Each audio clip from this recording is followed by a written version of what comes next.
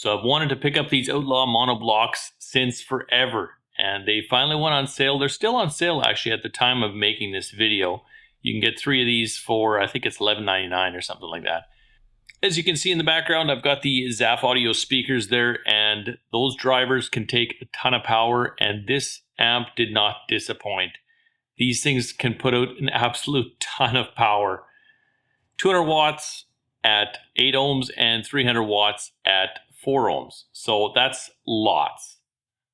Now, just because these things can perform and they can go super loud, I wouldn't recommend it if you value your hearing at all.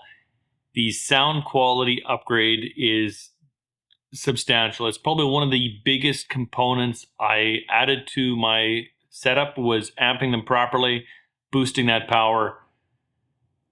It just feeds the drivers properly. You don't have to crank it even on low volume when you're listening. It gives the driver what it needs, and it's clear, it's concise, and it just sounds so good. Not gonna lie, it's difficult to do this one-handed. Now, I don't pretend to know what all these numbers mean. I bought this Omony mic for my speaker building channel, and that's something else entirely. But I'm just looking for his frequency response. But I did take and record the distortion. Please pay attention if you are looking at these graphs for the distortion, the numbers on the left. Omny mic, I did leave it set on auto, so it'll automatically scale what the decibel readings are. So pay attention to that if you're comparing the Omny mic readings to the readings that are from the Marantz and both through the Rotel.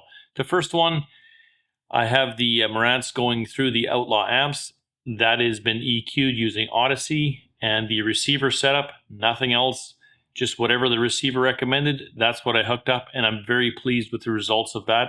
Listening wise, they sound great. Track 6, left channel short sine sweep. The second comparison is just done through the Rotel. That's a stereo receiver. There's no processing, nothing done, no EQ settings, no bass, no boost, none of that. Just a flat out in and out. I did mute the sine sweep tracks because they're highly annoying. But it gives you something to at least compare the data to. Now, hooking up the Outlaws is super easy. There is literally either an XLR input or there's an RCA in. You just have to remember to hit the toggle on the left side there for whichever input that you are using. You can use a remote trigger. It does have that as well on the back panel. I opted to just set it to music, so once it receives a signal, these things turn on, and that's been very reliable. I've been using them now for several months. I actually just moved my receiver and my whole setup, everything. Theater, for those of you that have watched the channel for a while, it used to be kind of on this wall. I've now set it up where I've actually wanted it to go, and I'm very pleased with how that's turned out. Another feature I like about these things a lot is exactly that, the RCAs and the XLRs.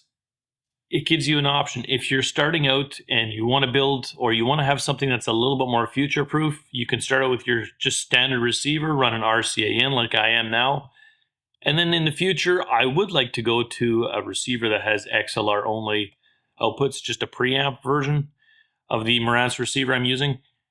And this has got me covered. I can hook right into that and I'm all set. Now, Outlaw also does make a 5-channel and I think also a 7-channel amp. And if it's something that you're looking at doing for your home theater setup, I would strongly urge you to get the monoblocks for the front 2 channels, and then if you need stuff for the other channels, get one of the 5-channel or the 7-channel amps. It's probably your best bang for your buck. These things are very well priced for what they deliver. I'm not disappointed. I'm very happy I did pick them up.